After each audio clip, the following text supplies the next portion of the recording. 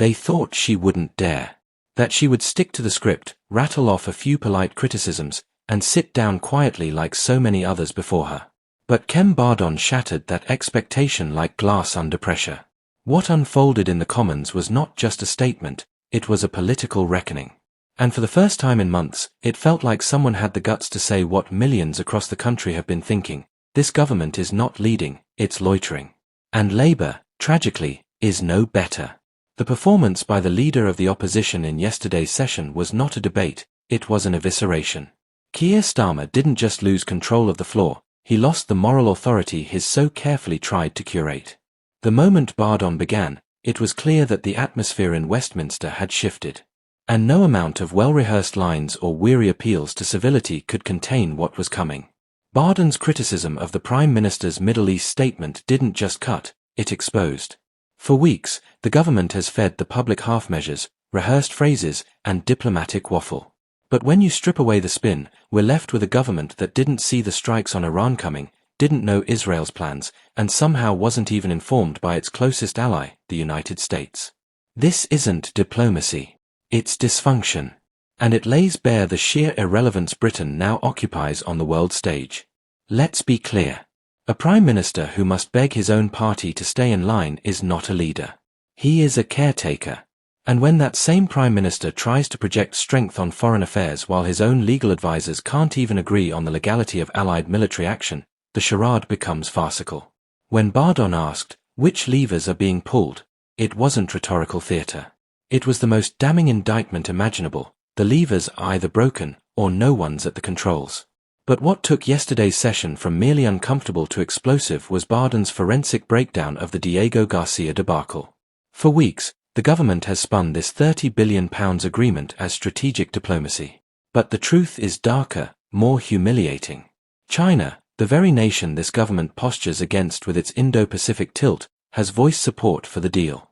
Not just casual approval, but diplomatic praise and pledges of support. So when the Prime Minister stood before the House and claimed China opposed the agreement, what exactly was he playing at? Was he misinformed, misled, or worse, misleading? This is not a minor issue. The Diego Garcia base is a linchpin for Western operations in the Middle East. If we now find ourselves in a position where future operations require the green light of a Mauritian government, backed and courted by China, we are not just undermined, we are compromised. Sovereignty isn't a slogan, it's a strategic imperative. And we've bartered hours away for a press release and a pat on the back from a global competitor. And yet, as always, the Labour benches responded with awkward silence. Because they can't oppose what they fundamentally agree with. For all their new talk of defence and deterrence, Labour has not moved past its historic hostility to hard power. Bardon's final swipe, calling out their empty defence spending pledges, was a necessary reminder.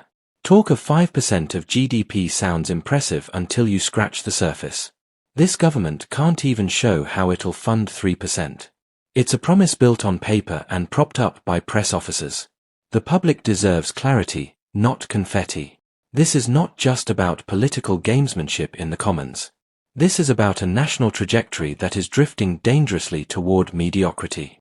At home, trust in political institutions is crumbling. Abroad, our allies no longer consult us, and our adversaries no longer fear us. Britain's role as a serious global actor is being hollowed out, not by a lack of resources or capability, but by a vacuum of leadership. And yet there are voices emerging who refuse to let that decline continue unchallenged.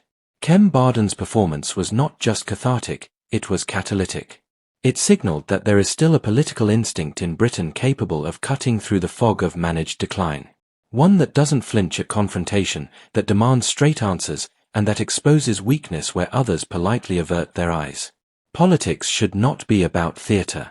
But sometimes it takes a moment of drama to reveal a deeper truth. And the truth is this: Britain cannot afford leaders who operate in ambiguity. We cannot navigate a world of real threats and shifting alliances with ministers who hide behind process, platitudes, and press briefings.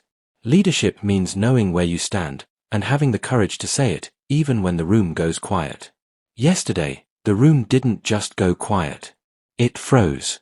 Because for the first time in far too long, someone spoke with the kind of clarity and courage that has been absent from British politics. Let's hope it's the beginning of something more than just a powerful speech. Let's hope it's the return of accountability.